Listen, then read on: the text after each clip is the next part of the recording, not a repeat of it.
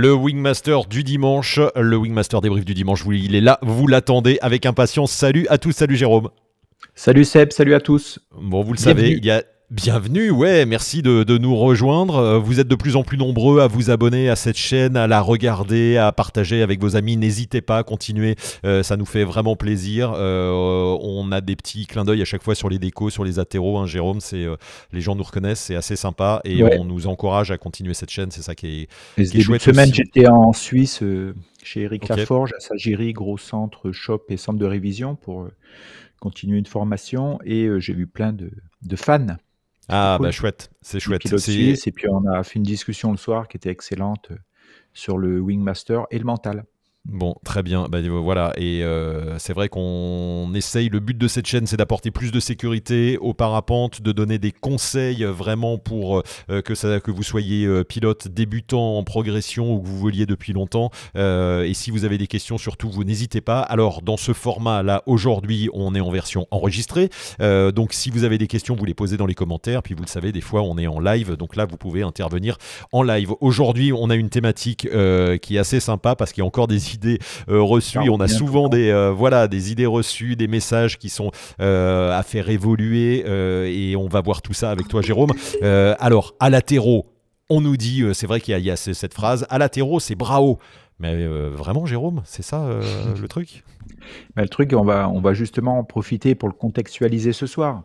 C'est-à-dire que le brao, il va marcher dans un certain contexte. Et quel type de contexte? On va dire c'est de l'air calme. Parce que la priorité, ça va être... Alors, brao, vraiment, quand on dit à latéraux, c'est en finale, hein, pour être précis. C'est ça.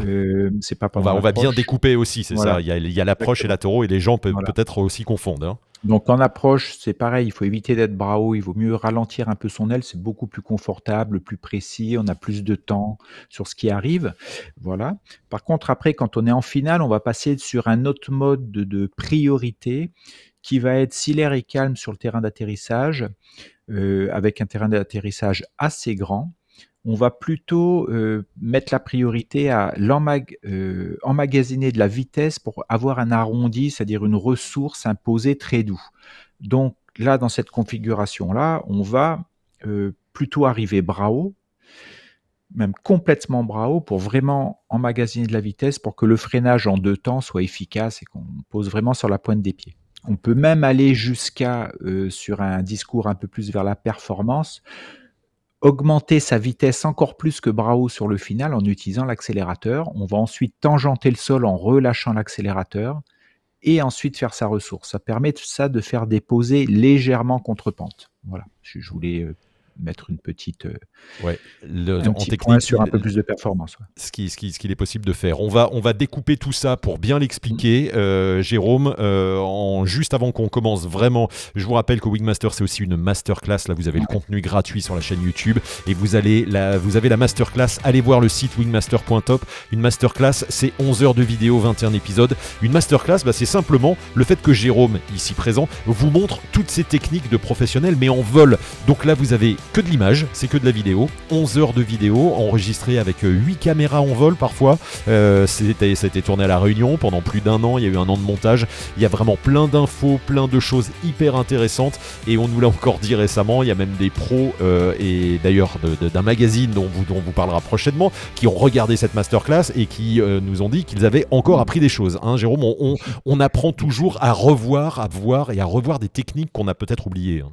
Ça, et puis c'est bien de revoir, et là, comme c'est en détail, le montage, les images et tout sont précises pour voir des choses précises. Donc peut-être que des choses apparaissent, on percute sur un truc qui était un peu flou, même en tant que pilote déjà expérimenté. Hein. Donc c'est ça un peu l'intérêt, c'est de mettre le maximum de détails, on va dire, de détails argumentés pour avoir un visuel très précis sur ce qu'il y a à faire, et sur plein de points différents. C'est ça, puis il y a 8 caméras, ça permet de voir effectivement les mains, les placements des jambes, le corps, etc. Et on prend conscience de certaines postures, de certains gestes qu'on ne nous apprend pas forcément au sol avec des professionnels. Et c'est vraiment un complément, voire qu'on a oublié. Hein, et c'est vrai que c'est difficile quand on est en formation ou qu'on vole tout seul de voir comment on vole et donc de voir quelqu'un d'autre voler sous différents angles. Ça permet de se dire, tiens, effectivement, dans ce moment-là, il fait comme ça. Et en plus, c'est fait par un pro. Donc, c'est pas des cours. C'est vraiment des façons de voler, une façon de voler Oui, par tout à Jérôme qu'il vous recommande. Donc allez voir sur le site wingmaster.top, vous avez toutes les infos, un chapitre offert. Voilà, vous pouvez découvrir ça avant d'investir. C'est un investissement à vie et ça coûte vraiment pas cher. Donc allez-y, vous avez tout ça sur le site.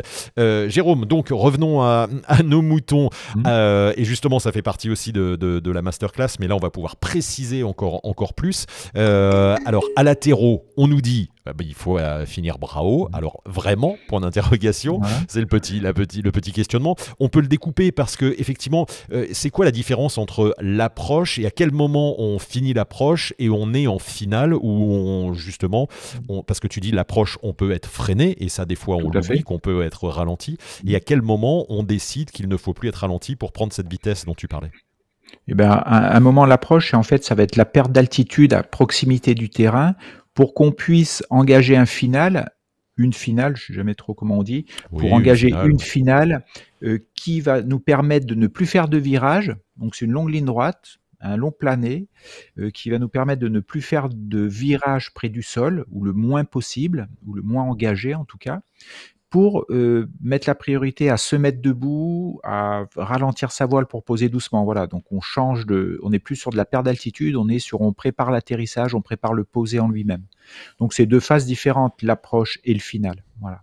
Donc Donc le là, ce soir, on final, parlera c'est vraiment plutôt du voilà, final. Ouais. le final. La Le final, c'est dernière ligne vraiment droite. la Voilà. dernière ligne droite à quelques mètres du sol. C'est difficile de déterminer quand, mais c'est Voilà, la dernière ligne droite avant de se poser. Généralement, il n'y a pas exactement. de virage en finale, Jérôme. Il On y a des essaye petits de S, pas en faire. Après, sur un discours, bien on va sûr. dire plus technique, de plan B, et cetera, on peut faire des virages près du sol. Il ne faut pas qu'ils soient engagés, c'est tout. Mais là, on va partir sur juste une finale Ok. Bravo, quoi. Une Donc finale en ligne droite. Ouais. en ligne droite, une finale en ligne droite. On entend souvent, et c'est vrai moi je l'ai entendu par des instructeurs, ouh là là, il faut surtout pas freiner à latéraux en finale parce qu'on peut décrocher. Est-ce que c'est vrai? Est-ce que c'est une idée reçue? Alors, avec une voile de loisir, il faut que je mette le contexte matériel.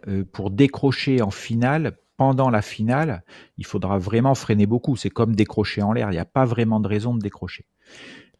Ensuite, si on parle de décrochage, l'idéal serait presque au moment où les pieds touchent le sol, au moment où on pose, là oui, on pourrait aller au décrochage. On peut aller au décrochage, c'est-à-dire qu'on arrive en bout de freinage complet et l'aile, au moment où on pose les pieds, tombe derrière nous. Elle décroche en fait. Ça, c'est possible. Ensuite, c'est pour ça qu'il faut bien préciser les termes. On peut aussi dire attention de ne pas décrocher en finale parce qu'on est trop lent, trop freiné, dans une aérologie qui n'est pas adaptée à trop de freinage. Ça veut dire avec du Et vent, par exemple. à Avec du... l'occurrence, s'il y a du vent, parce que s'il y a du vent sur un atterrissage, donc là on n'est plus du tout en air calme, s'il y a du vent en atterrissage, il y a un risque potentiel, mais c'est pas sûr du tout, on ne le sait pas, de gradient, c'est-à-dire que la voile, à un moment, quand elle va rentrer dans un vent moins fort, à proximité du sol, la voile va tendance, pour se rééquilibrer aérodynamiquement, à descendre verticalement. Si on rentre dans ce gradient bas, en fait, en hauteur, on va toucher verticalement le sol, plus ou moins fort. On n'a pas grand-chose à faire. On va subir le gradient. Si on rentre dans un gradient, donc un changement de vent un petit peu plus haut, en hauteur, la voile va s'enfoncer, mais après, comme on a un petit peu de hauteur, ça va planer un peu plus, vu qu'il y a moins de vent près du sol à cause des frottements. Et donc, cette histoire de freinage en finale tient compte de ce gradient possible. Et pour que la voile ne s'enfonce pas trop en rentrant dans le gradient, il ne faut pas arriver freiné dans cette phase de transition, parce que comme la voile s'enfonce et cabre aérodynamiquement, si en plus on arrive très freiné, on risque de décrocher. Comme on est près du sol, on va taper par terre. Donc, quand il y a du vent à l'atterrissage, on va modifier la phrase. Ça va être, au moins moi c'est comme ça que je la modifie, c'est le maximum de vitesse possible dans cette aérologie qui est un peu mouvementée, s'il y a du vent ou turbulente, etc. Parce qu'il y a différentes priorités. C'est garder de la vitesse pour avoir un bel arrondi, garder de la vitesse de voile pour contrer ou au moins pour limiter les effets du gradient, et ne pas être bras haut non plus, parce que s'il y a du vent, c'est turbulent. Donc il y a aussi une priorité de pouvoir piloter sa voile, c'est-à-dire éviter les fermetures et éviter des mouvements de roulis ou de tangage près du sol. Donc là, on est sur plusieurs points à contrôler. C'est-à-dire qu'il n'y a pas de vérité là. On ne dit Il pas n'y a ni pas de bras vérité. haut, ni bras baissés. C'est on module et on peut On être en module permanence en train de piloter, quoi. voilà, avec quand même le point commun de tout, c'est le maximum de vitesse possible. Mais si l'aérologie est extrêmement turbulente, le maximum de vitesse possible peut être main à la poitrine, peut être avec 30% de frein, voire 50% de frein, parce que la priorité est de ne pas fermer à l'atterrissage. Donc ça remet en cause le bras haut systématique, parce qu'on a changé le contexte, et là on est dans un contexte aérologique qui n'est plus du tout les mêmes, donc on va avoir des priorités qui vont changer. C'est ça qui est important. Pourquoi les gens, on va dire les pilotes peuvent douter un peu, pas douter, mais interpréter de manière différente cette phrase? C'est simplement quand on apprend sur les débuts de progression, on va voler plutôt en air calme, donc le bras haut est bien, il est judicieux, il est pertinent. Au Au début fur de et à la mesure formation, c'est ça, c'est bras exactement. haut. Hein. Il faut Voilà, rester c'est là-dessus, mais il faut faire c'est évoluer cette bravo, phrase. parce qu'en plus, on a des voiles très confortables, très autodémerdantes, etc. Et plus on va progresser, on va arriver dans des aérologies plus fortes en bas, et on va avoir peut-être des voiles un peu plus performantes. Donc le bras haut plein pot, en air turbulent ou pas, c'est peut-être pas très pertinent, quoi. Voilà. Donc ça permet de préciser cette histoire de bras haut, quoi. Voilà. Donc il y a un contexte, Oui, effectivement. contexte aérologique. Ouais. Contexte aérologique, il y a le fait qu'il faut piloter sa voile, le fait Oui. qu'il faut aller se poser. Donc c'est un ressenti, j'allais dire, Jérôme. Il n'y a pas de vérité. C'est vrai qu'on arrive à une phase, et c'est peut-être là que fait l'expérience du pilote. C'est un ressenti et un nombre d'atéraux différents qui permet de savoir ce que l'on va faire. C'est ça, voilà, c'est ça qui est difficile. Tu peux pas donner une recette en disant c'est comme ça qu'il faut faire pour tel type d'atterrissage avec tel type de vent. Une recette peut être donnée en vol moteur. On dirait ici, tu arrives à telle vitesse, à telle hauteur, avec tel angle de planée, et tu vas afficher au niveau de ton tableau de bord, en fait, et ça, et le moteur va se démerder pour avoir ce truc-là, avoir le résultat, en fait. Alors que nous, comme on n'a pas de moteur, on est en permanence en train de s'adapter. Donc, c'est sûr que si on n'a pas du tout d'expérience et qu'on arrive si on a peu d'expérience de vol et qu'on arrive dans des aérologies mouvementées à l'atterrissage, donc là, il va y avoir un décalage entre ce qu'on sait faire, c'est-à-dire être bras haut en finale, et le type de pilotage qu'il faudrait, en fait. Voilà. Donc, globalement, ça se passe bien, mais il faut qu'on s'aperçoive qu'à un moment, c'est pas judicieux ou c'est pas le plus adapté, en fait. Quelle est la priorité, Jérôme? Quel est l'ordre de priorité quand tu atterris? Qu'est-ce qu'on doit et comment tu imagines, toi, prioriser, mettre en priorité? Est-ce que c'est le cap, c'est sa pente de descente, c'est sa vitesse? Et comment tu gères ça? Eh ben c'est pareil, ça va être une histoire de la priorité vient d'un facteur au départ qui est quels sont les risques, en fait. S'il y a beaucoup de vent en bas et que c'est très turbulent, les risques, c'est d'avoir une fermeture, donc on va prioriser la non-fermeture. Donc on va prioriser l'atterrissage, quitte à ce qu'on ne pose pas tout à fait au même endroit, au bon endroit ou à l'endroit qu'on voulait. Donc ça veut dire en freinant. Oui, ça veut dire en freinant, mais pas d'une position statique. Hein. C'est ça aussi qu'il faut rajouter. C'est quand on dit piloter une voile, c'est pas mettre les mains au niveau de la poitrine et rester bloqué. C'est pouvoir piloter exactement le même pilotage qu'on peut faire en l'air, dans de l'aérologie turbulente. Donc on continue à piloter jusqu'à latéraux, et tant pis si on dépasse. Voilà, mais avec une notion il faut quand même de la vitesse. Voilà, il y a cette notion-là, parce qu'on pense aussi à l'atterrissage, au posé en lui-même. Si par exemple on est très bas et qu'on est rentré en finale trop tard dans une aérologie calme, le risque, ça serait de ne pas avoir le temps de se mettre debout, de prendre de la vitesse et de freiner. On n'aura pas le temps de faire les trois choses. Donc on va prioriser. Donc si on est en finale trop tard en air calme, la priorité, ça sera de freiner avant de toucher. Ça ne sera pas de se mettre debout avant de freiner, par exemple. Donc, on peut, par exemple, shunter le fait d'être debout si on s'y prend trop tard, parce que la priorité reviendra toujours à freiner avant de toucher.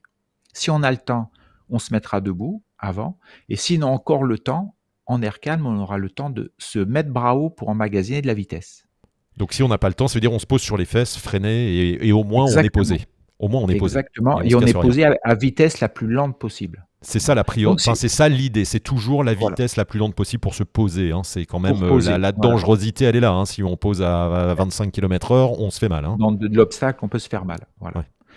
Donc c'est ça, à chaque fois, c'est de dire quel est le risque et donc je vais adapter ce que j'ai à faire, je vais adapter mes priorités en fonction de d'où le risque peut arriver. Voilà. Et ce qui fait que le message est très nuancé en fait. Donc c'est pour ça que le truc de dire je suis en finale, je me mets bras haut, il va vite être nuancé, remis en cause, etc. si on change tous les facteurs autour. Voilà. Et souvent, alors on a des messages comme ça, Jérôme. Alors peut-être est-ce dû au gradient, peut-être est-ce dû au message bras haut. Il y a des pilotes qui sont surpris par l'attéro, justement, avec des voiles qui descendent très vite et un Oui, attéro qui se fait peut-être de façon plus dure parce qu'ils ont été oui. surpris, parce qu'on leur a dit il faut rester bras haut. Comment tu expliques ça? Et oui, c'est ça, c'est-à-dire il y a un pilotage à un moment qui n'est pas adapté à ce que le pilote est en train de vivre en finale. Si à un moment on voit que on va toucher le sol, que la voile s'enfonce très vite, il n'est même plus question de se mettre debout ou de prendre de la vitesse. Et non, là, c'est la priorité devient, oh là là, tout arrive très vite, il faut que je ralentisse ma voile, il faut que je la freine complètement. Voilà.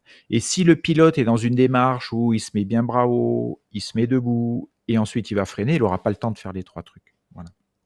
Donc il faut choisir, et on choisit toujours d'arriver plutôt doucement par terre.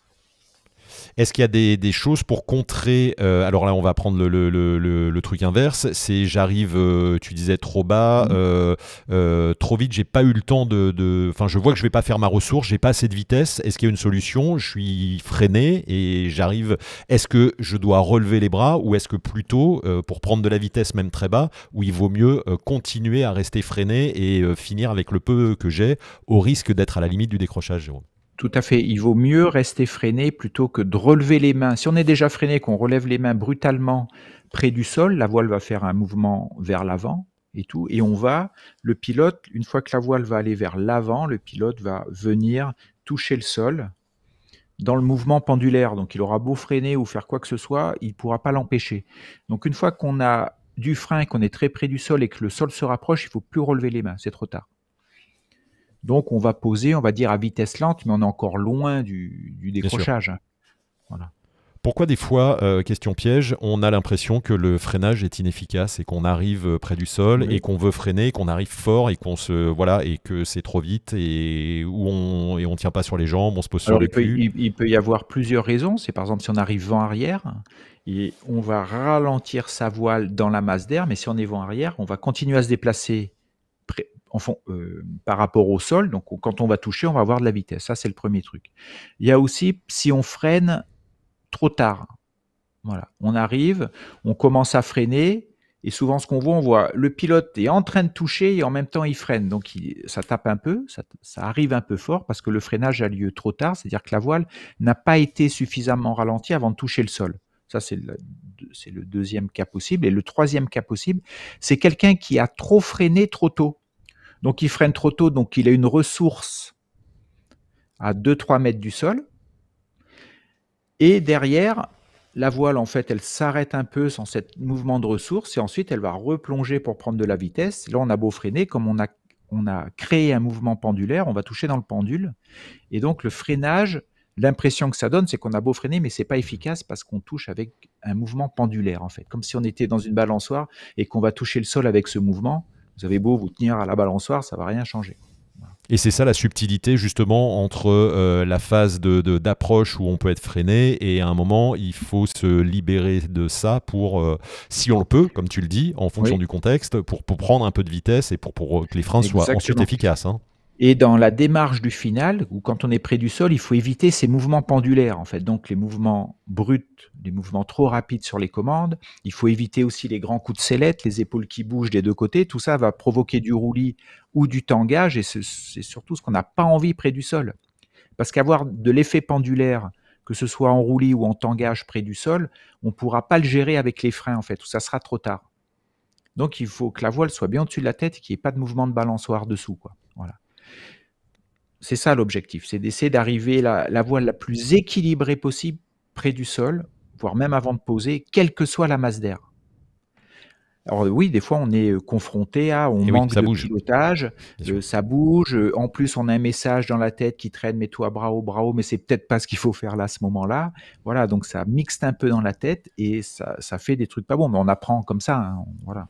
Bon, et on a plein d'infos, Jérôme, c'est vraiment super intéressant. Je pense qu'on a bien fait le tour, on a bien compris. Pour conclure, je voulais te demander pour niveau supérieur, comment Mmh. on fait un beau flair? Deux questions. Comment on fait un beau flair? C'est quand on voit des pros arriver avec de Ouais, la vitesse et tangenter, on a l'impression même qu'ils mettent quasiment pas de frein. Comment tu fais oui. ça? Alors après, il peut y avoir plusieurs manières de faire. Donc si on n'utilise pas l'accélérateur, on va par exemple un moment du final, on va ralentir sa voile et on va relever les mains rapidement pour provoquer volontairement une abattée de la voile et ensuite on va tangenter le sol avec ce mouvement pendulaire. Donc il faut bien le calculer parce que si on le fait trop tard, ben, on va toucher plutôt Ouais. fort dans le pendule et si on le fait trop tôt, eh ben, on va faire une accélération mais au-dessus du sol. Donc c'est ça, on va s'amuser, on ralentit la voile et quand on remonte, on crée un peu une survitesse et on utilise cette survitesse, elle va nous permettre de tangenter le sol. C'est grisant, c'est sympa. Alors quand l'air est calme, c'est bien. Alors en plus, s'il y a de la neige, c'est parfait, Ouais. À ou de tester cet l'herbe, et hiver. cetera. On Ouais. évite de faire ça au milieu des cailloux et après, on peut même après continuer à jouer, c'est-à-dire que cette survitesse, on peut arriver en milieu de finale, on accélère à moitié, à fond, pour faire cette survitesse et la tangente du sol, elle va plutôt se faire en relevant l'accélérateur qu'en freinant. Donc ça va rajouter encore de la longueur de flair parce qu'on a beaucoup de vitesse, on ralentit, on a encore bras haut, on a beaucoup de vitesse, et on va freiner au dernier moment quand la vitesse est en train de vraiment se dissiper. On va Et pourquoi freiner on pour poser. tangente le sol et qu'on n'est pas sur une pente en descendant, comme on arrive à Et rester ben, à l'horizontale et à ben, quelques mètres du sol, quoi. pa- parce que il s'est passé quelque chose d'aérodynamique, on va dire. Si tu accélères à fond, oui, tu plonges vers le sol, mais si tu relâches ton accélérateur, tu as emmagasiné de la vitesse, on va dire cinétique, et en relâchant, ben, ça va te permettre de tangenter le sol. Tu vas pas continuer sur le même plan de vol, en fait, mais c'est transitoire. Voilà. Et donc, Et à est-ce la que ça... fin, Oui, Et à vas-y. la fin de cette vitesse bras haut, quand tu as lâché ton accélérateur, tu peux encore utiliser le freinage pour encore faire énergie cinétique et énergie potentielle pour faire un arrondi en fait. Donc tu rajoutes un morceau de vitesse dans ton final à l'accélérateur, par exemple. J'im- Et on peut aussi, dernier truc, pour améliorer les... Donc ça, on est plus à un niveau un peu plus Ouais. expérimenté. On peut aussi utiliser les arrières pour tangenter le sol et le freinage plutôt qu'à la fin pour poser. Le fait de freiner sur les arrières, ça va éviter des mouvements de pendule un peu marqués. Donc, ça va permettre de tangenter le sol aux élévateurs arrière aussi. Voilà. J'imagine que ça, on peut s'entraîner en altitude quand on l'a jamais fait, pas au sol. Alors, alors oui et non, c'est-à-dire qu'on peut Ouais, c'est s'entraîner au difficile. mouvement. On peut Ouais, s'entraîner au mouvement, c'est-à-dire accélérer, relâcher, et ses arrières, etc. Mais ça va être la proximité du sol qui va malgré nous, tout. qui va devenir intéressante puisqu'on va le faire en fonction du sol, quoi. Voilà. Donc il faut y aller juste progressivement, hein. Déjà, on commence dans le protocole, on est bras haut, on commence à freiner, on freine à fond, ce que vous connaissez. Après, vous allez commencer à freiner au milieu du final, relâcher, vous allez bien voir, vous allez avoir une survitesse et puis vous entraînez à faire ça pour tangenter le sol. Et puis après, plus tard, utiliser de l'accélérateur avant pour emmagasiner encore plus de vitesse. Voilà. Bon, à faire avec précaution et attention. Bien sûr. On peut utiliser le parapente qui s'appelle Moustache de Jean-Baptiste Chandelier, qui est Oui. fait pour ça. Alors ça, Hein, c'est encore autre chose. C'est encore Ouais, autre chose parce que justement, lui, il travaille que sur les arrières et peu sur les freins. Ou les freins, c'est comme un kite. Donc, avec la moustache, je l'ai jamais essayé, mais quand on relève les mains, ça plonge énormément. Il y a une grosse prise de vitesse. Donc, c'est pas du tout le même pilotage qu'un parapente où il y a des spécificités, quoi. Voilà. bien sûr. Et les images sont belles à voir. En tout cas, vous Ouais. pouvez voir ça sur les différents réseaux sociaux. Merci Jérôme. Dernière question. Oui. Latéraux 3-6, là, quand on te voit Oui. complètement sur le côté, et je t'ai vu le faire quelques fois, quasiment toucher l'aile et faire un tour et Mmh. arriver. Comment tu fais ça? Bien. Bah, j'essaye de le faire bien des fois, quand tu me Ouais, vois, c'est que ça marche et puis des ouais, fois, je c'est suis ça. dans mon coin, ça marche pas bien. Voilà. Non, c'est ce Ça qu'on demande de appelle la vitesse, le ça. poser en 3-6. Ouais. Alors le but, c'est d'avoir une grosse inclinaison de la voile, mais pas un fort taux de chute. Donc en général, quand on fait des 3-6 avec une voile de loisir, hein, pas avec des voiles de voltige, elles qui sont toutes petites et où le taux de chute est important, c'est justement de partir sur 2-3 tours maximum et plutôt faire 2 tours rapides et sur le 3e tour, en fait, on va dissiper son énergie sur le 3e tour et c'est celui qui est près du sol. Donc une question d'engagement, ça c'est sûr, il faut plutôt engager, il faut plutôt regarder le stabilo de la voile qui est près du sol, pas s'inquiéter, pas de mouvement brusque. Et je me rappelle avoir fait des essais il y a longtemps, on s'entraînait quand il y avait de la neige sur les atterros. La neige, si ça marche pas bien, en fait, on a plutôt tendance à tangenter le sol et à pas arriver à moins 10 mètres secondes par terre. Hein, voilà. Donc on peut croire qu'on fait pas ça parce qu'on a une image de descendre très fort, mais on descend pas fort. On tangente le sol et on fait pareil. Au lieu de faire un genre de dissipation en étant en ligne droite, elle est faite en étant en virage. Voilà. C'était pour vous donner envie à vraiment tester si vous le sentez et peut-être sur du sable ou sur de la neige pour commencer, c'est idéal. Alors plutôt sur de la neige parce que ça va glisser. Ouais. Le sable, il faut qu'il soit plat. Hein. Ouais, c'est ça. Sur la dune, c'est pas ou des choses forcément. Comme ça, voilà, c'est pas l'idéal. Mais puis après, on peut y aller progressivement. Après, chacun fait comme il veut. Mais voilà, si vous avez envie d'essayer, il faut pas vous interdire des choses, mais il faut apprendre en fait. Il faut comprendre comment ça fonctionne.